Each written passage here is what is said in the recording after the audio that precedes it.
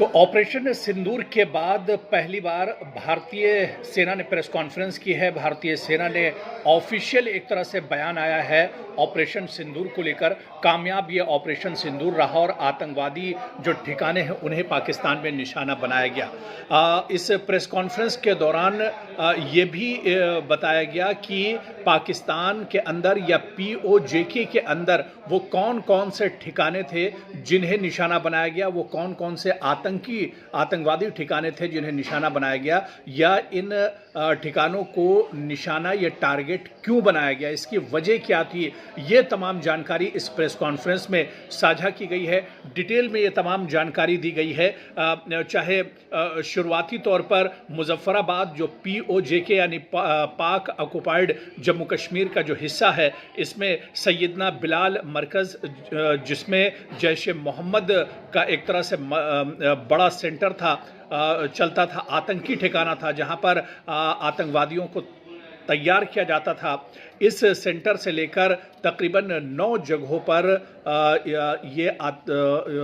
ये स्ट्राइक की गई है और ये एक बड़ी ज़बरदस्त स्ट्राइक की गई है जिससे पाकिस्तान एक तरह से बौखला गया है।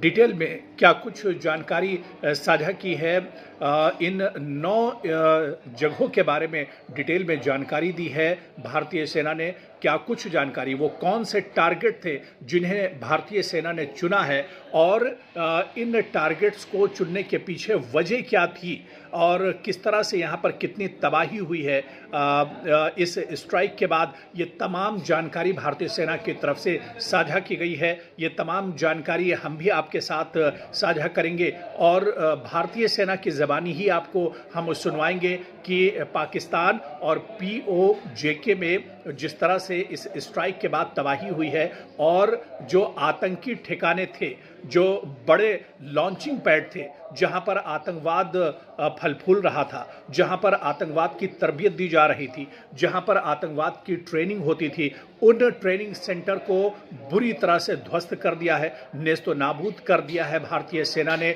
और ऐसे में इसकी पूरी जानकारी भी साझा की गई है कि आखिर ये कौन कौन से आतंकी ठिकाने थे जिन्हें निशाना बनाया गया है पाकिस्तान के अंदर और POJK के अंदर।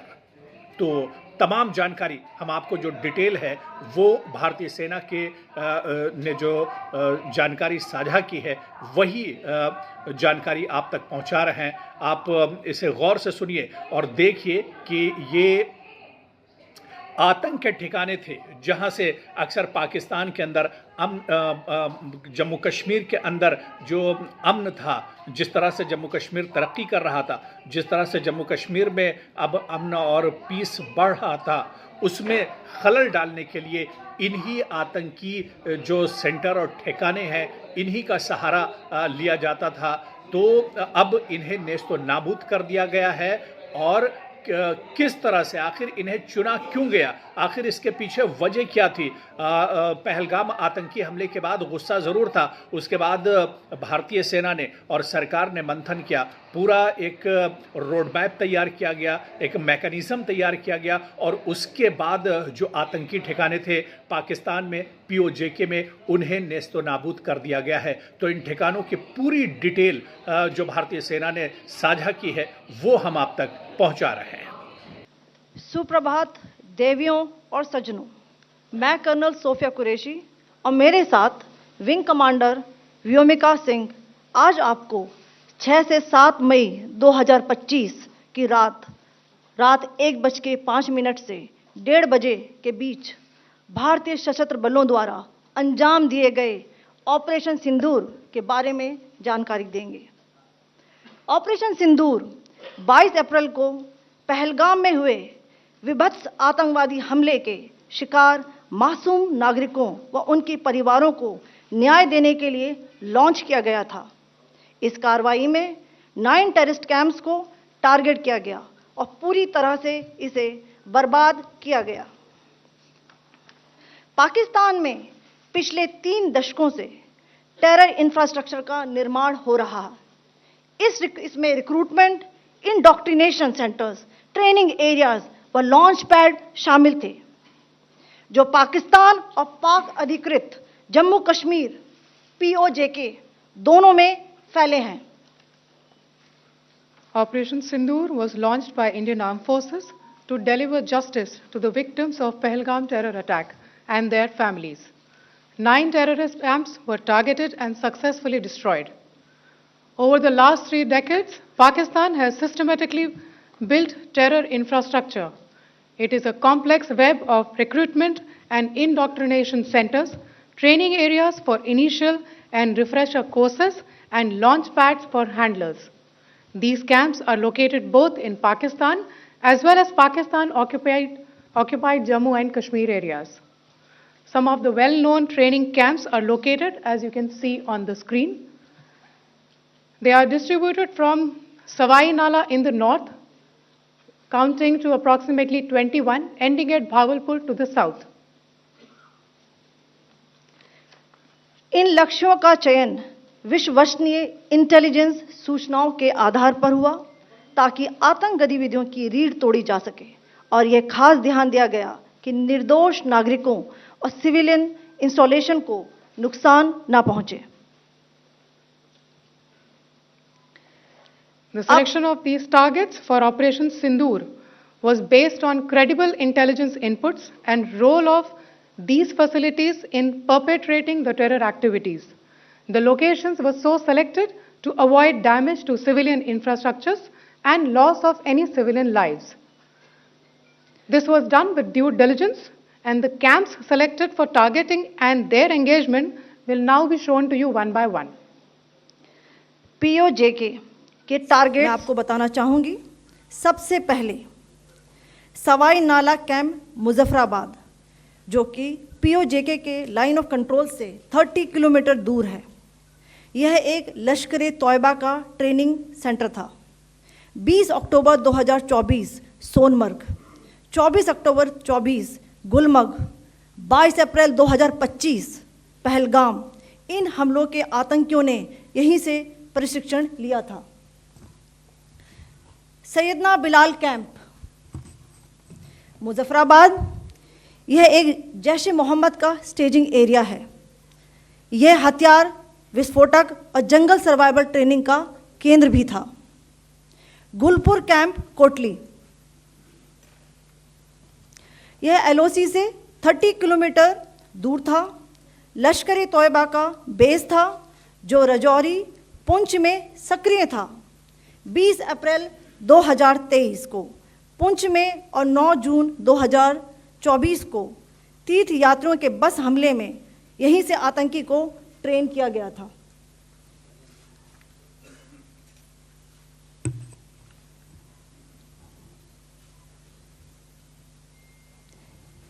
बरनाला कैंप बिंबर, ये LOC से 9 किलोमीटर दूर है। यहाँ पर हथियार, हैंडलिंग, IED व जंगल सर्वाइवल का प्रशिक्षण केंद्र था। अब्बास कैंप कोटली,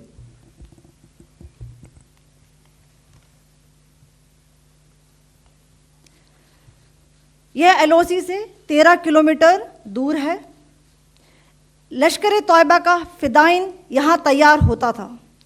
इसकी कैपेसिटी 15 टेररिस्ट को ट्रेन करने की थी।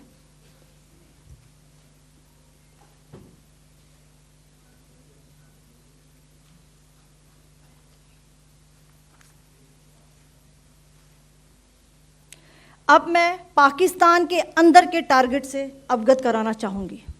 पहला, सर्जल कैंप सियालकोट,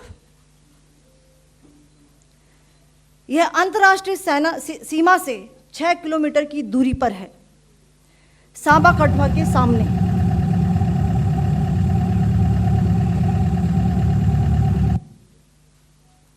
मार्च 2025 में जम्मू एंड कश्मीर पुलिस के 4 जवानों की जो हत्या की गई थी, उन आतंकवादियों को इसी जगह पर ट्रेन किया गया था। दूसरा, महमूना जाया कैंप सियालकोट, यह 18 से 12 किलोमीटर IB से दूर था। हिजबुल मुजाहिदीन का बहुत बड़ा कैंप था। यह कठुआ जम्मू क्षेत्र में आतंक फैलाने का नियंत्रण केंद्र था।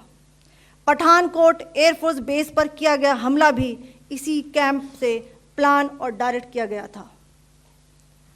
मरकज ताइबा मुरीद के, यह आईबी से 18 से 25 किलोमीटर दूरी पर है। 2008 के मुंबई हमले के आतंकी भी यहीं से प्रशिक्षित हुए थे। अजमल कसब व डेविड हेडली भी यहाँ ट्रेन हुए थे।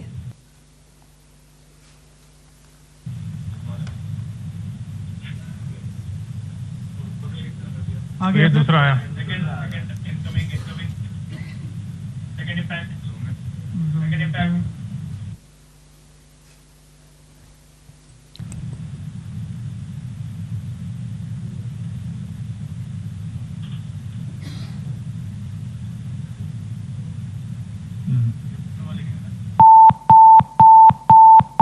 टारगेट 10 हुआ है सर अभी।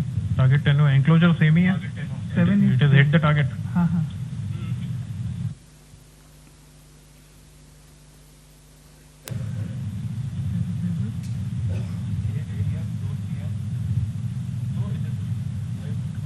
तीसरा आ गया सर इम्पैक्ट।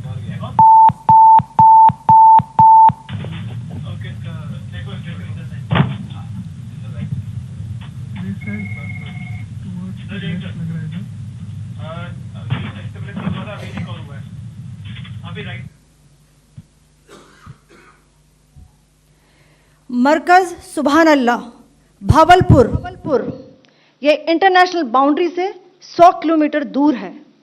जैश ए मोहम्मद का मुख्यालय था। यहाँ पर रिक्रूटमेंट, ट्रेनिंग व इंडॉक्ट्रिनेशन का केंद्र भी था। शीर्ष आतंकी अक्सर यहाँ आते थे। मैं आप सबको बताना चाहती हूँ कि किसी भी सैन्य ठिकाने का निशाना नहीं बनाया गया और अभी तक किसी तरह की नागरिक क्षति की रिपोर्ट नहीं है। धन्यवाद। जय Hind. The strike on the terror camps were undertaken through precision capability, as shown to you. A niche technology weapons with careful selection of warheads was ensured so that there will be no collateral damage. The point of impact in each of the target was a specific building or a group of buildings. All the targets were neutralized with clinical efficiency, and the results reiterate the professionalism of the Indian Armed Forces in the planning and execution of their operations. No military establishments were targeted. India has demonstrated considerable restraint in its response. However, it must be said that the Indian Armed Forces are fully prepared to respond to Pakistani misadventures, if any, that will escalate this situation. Jai Hind, and thank you very much.